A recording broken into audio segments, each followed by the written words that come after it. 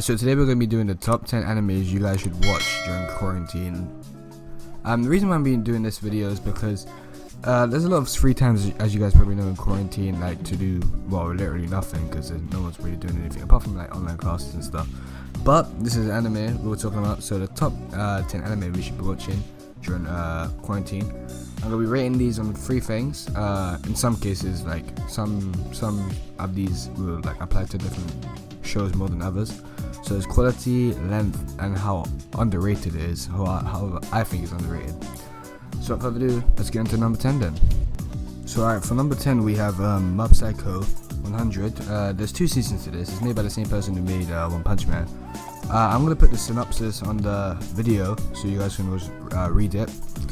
But I'll just name off points of why I think Mob Psycho is really good and why you guys should watch it. Alright, point 1 is because it's made by Studio Bones, and if you go on Studio Bones, the people who made Boku no Hero or My Hero Academia and Fullmetal Alchemist Brotherhood. So they're one of the top tier, I think, anime studios out there. And they made Mob Psycho with beautiful animations, like phenomenal. It's one of the best I've ever seen, really. The fight scenes just be going crazy. They have niggas flying around in first person, all that. Season 2 made it. Season 2 like blew me out. That was, whoa, pause. Season 2 was like crazy though. Apparently according to Google, the genres are action, fiction, comedy, and occult fiction. I don't know what occult fiction means. Maybe like they mean like the clubs they have, possibly. What I like about Mob Psycho, to be honest, is the character relation. Like the character development of Mob is really crazy as well. The way like they display it through the narrative. Well, like, the comedy is really cool as well. I like the comedy. The art style really like outlines and highlights the comedy of, like, it's really good. Also the characters, Reagan's one of the best anime characters ever. He made, well, I'm not gonna make a list or something like this, but he made one of the best I guess speeches in anime, if that's a thing. Speeches, remember that time when he beat up I'm not gonna say anything, just watch it, it's really good. And like also they use the animation to like delve into the psychology of Mob and how like when he goes through different things, obviously his percentages rise a lot. Like it really, like, I guess, presents itself, if that makes sense.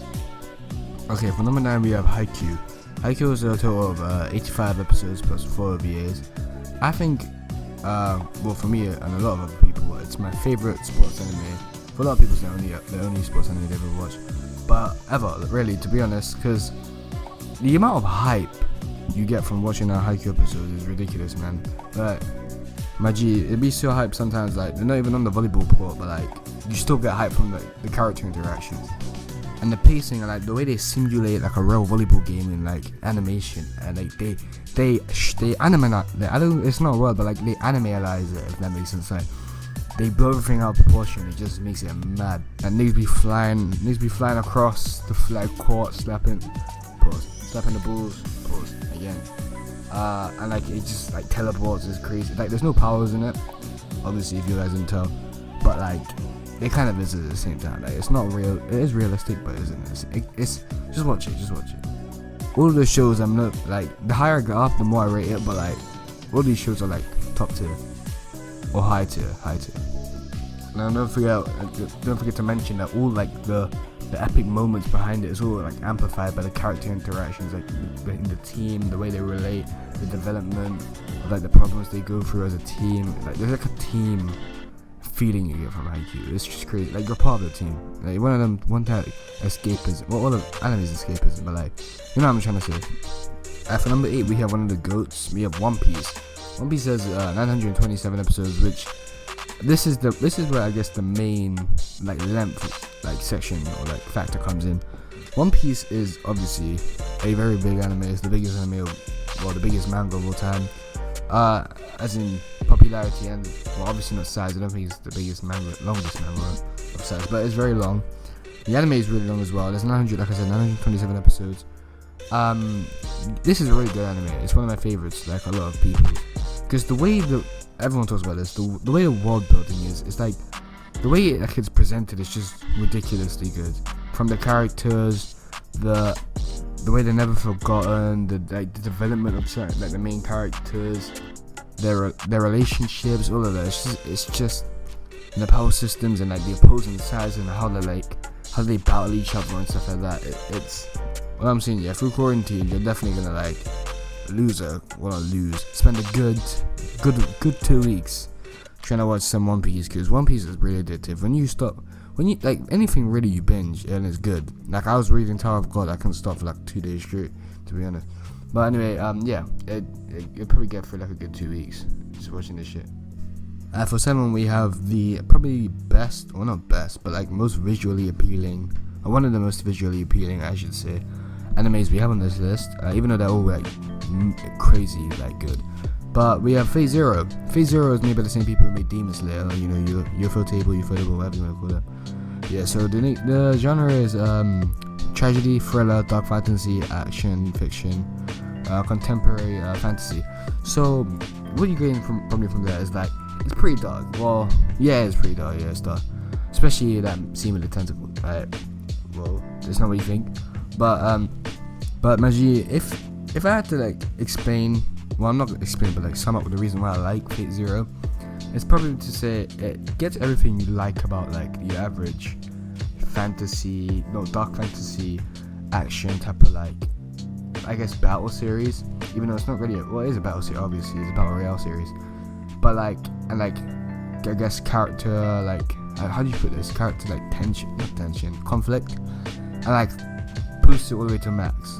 Like it does everything. It takes everything box. Like over the span of 2 seasons, it just does a really good job.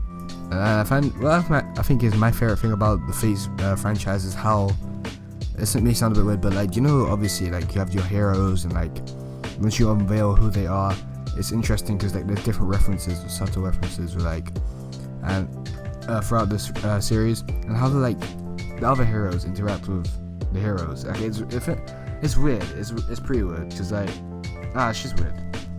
Alright, so for 6 we have a relatively new anime. What came out? I'm pretty sure, I don't know how the manga is, but I know this anime is new. It's made by the same people who made Attack on Titan. I'm pretty sure. Yeah, Wit Studio or Studio What. So you already know it's good, and it is really good. So the reason why I put this over Attack on Titan, like all other different animes, is because obviously popularity. I'm trying to find shows that people would like maybe look over, if that makes sense. So Vinland Saga is definitely one of them. The genres are historical fiction and action and adventure. But nigga, I'm tripping. Anyway, yeah. If I had to describe like I did Fate, this in like one sentence or a couple sentences, or like maybe a couple words, it'd be this is probably the most human, I guess, anime I've ever watched, because like the amount of emotion behind every like scene and the way the characters are built up is like nothing I've ever seen before. Like I'm talking, we're entering top tier, like I guess section around here. Like everything from this bit on, like the other shows are really good, but like this is top tier shit. Like these shows will, after the episode finishes, like you'll sit back and like meditate on like what you've done for your whole entire life. Magi, these literally, I'm pretty sure they retell, obviously not accurately because like it's anime, but well, somewhat accurately. But like the like what was it? The historical events of like William the Conqueror, I think, or like the 11th century around that time, like Vikings, all of that, or animalized, nigga. But yeah, as a whole, I really think like Vinland Saga, even though like it like dent in the anime community, but like I guess people did really like it, obviously, because it's really good. But I think it should have like, I guess, gotten way more attention. I think it should have got around the similar attention as Attack on Titan did when it came out.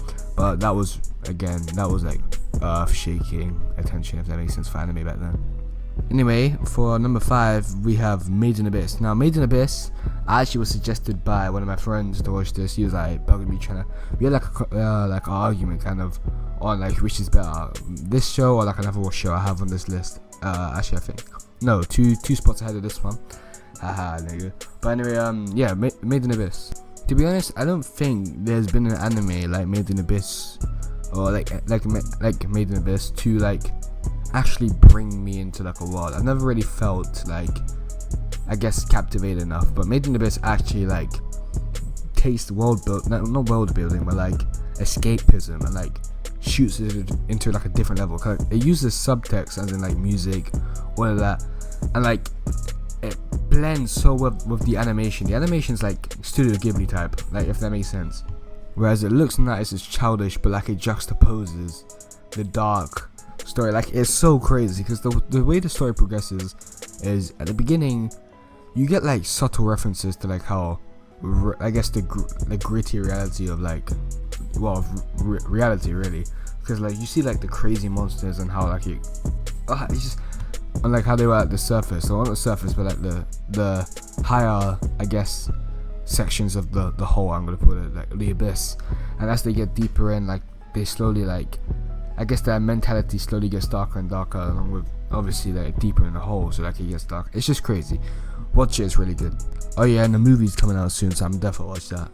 Yeah, for this one you should get it, like it would be like a day to watch it. There's like 13 episodes.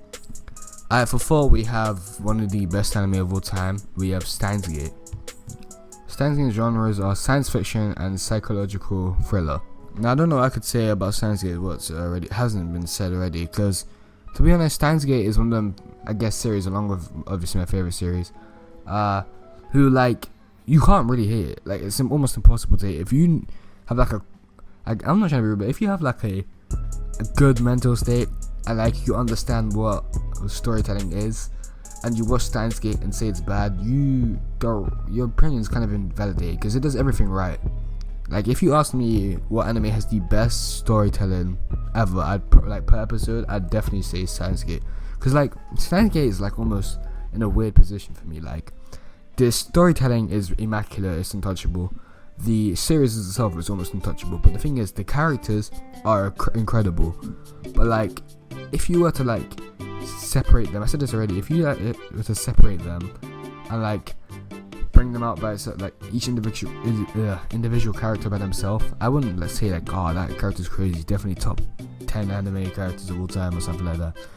But like them as a cast, like they make the show, if that makes sense. Especially Hiro and Kyoto, like I said, that's the GOAT.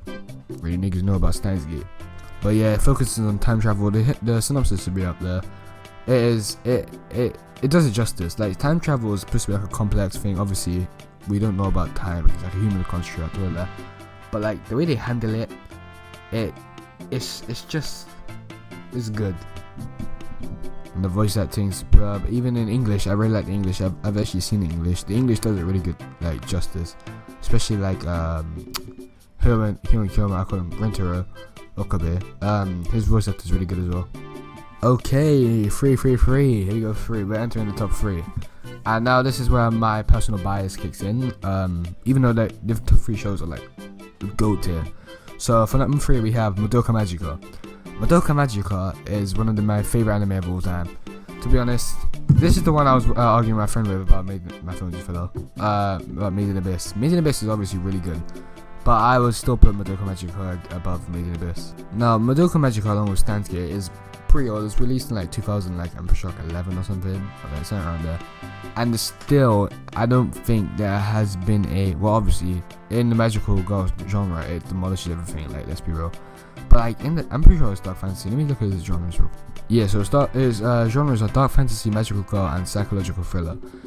Now, when I say, well, apart from that number 2, this is kind of like contradicting itself. But if I were to say the anime, like, I guess delves into like the mindsets of its characters the best, apart from the number 2, I would say Madoka Magica, because the reason why is I don't think I've seen I guess like a contrasting personality for every single main cast member happen so genuinely and like so flawlessly like Madoka Magica. Like the amount how fast it how